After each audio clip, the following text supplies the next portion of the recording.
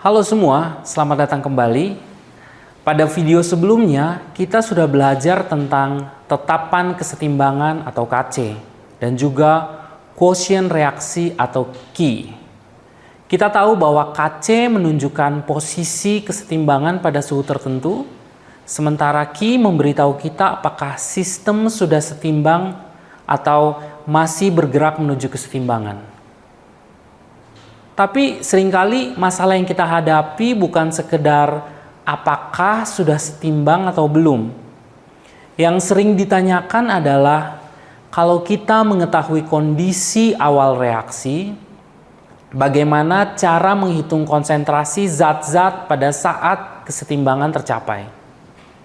Nah, untuk menjawab pertanyaan itu, kita menggunakan sebuah metode sistematis yang sangat membantu, yaitu ICE table, singkatan dari Initial Reaction Equilibrium, atau dalam bahasa Indonesia kita sebut sebagai awal reaksi setimbang.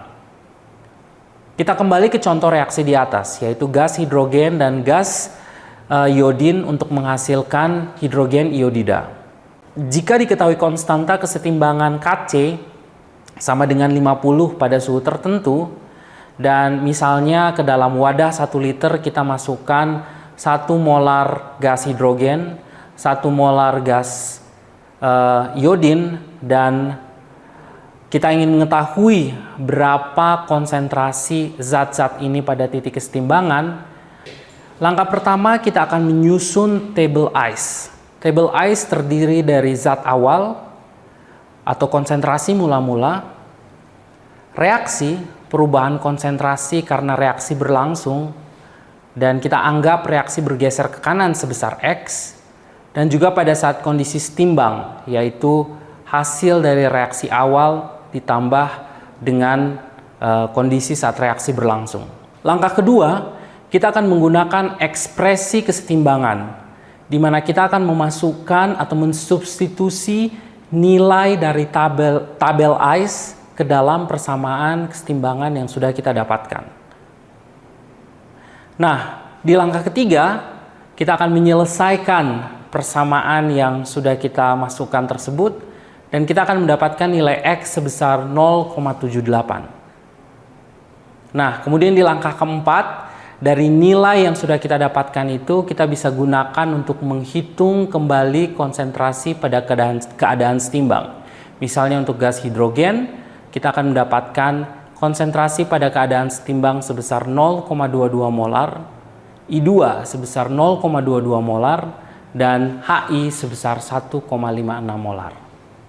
Artinya, meskipun kita mulai dengan konsentrasi gas hidrogen dan gas iodin yang sama besar, pada titik kesetimbangan justru produk HI jauh lebih dominan sesuai dengan nilai Kc yang besar.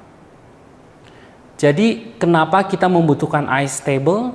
Karena metode ini memungkinkan kita untuk melacak reaksi dari kondisi awal hingga setimbang secara sistematis. Tanpa tabel, perhitungan bisa berantakan dan membingungkan. Sekarang kita sudah tahu bagaimana cara menghitung konsentrasi zat pada saat kesetimbangan dengan bantuan metode ICE.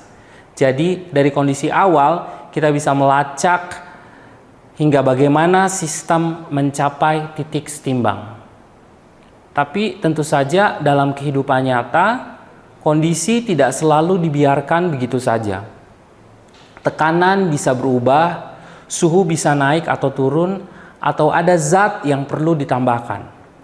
Pertanyaannya, apa yang akan terjadi dengan sistem yang sudah setimbang ketika ada gangguan dari luar?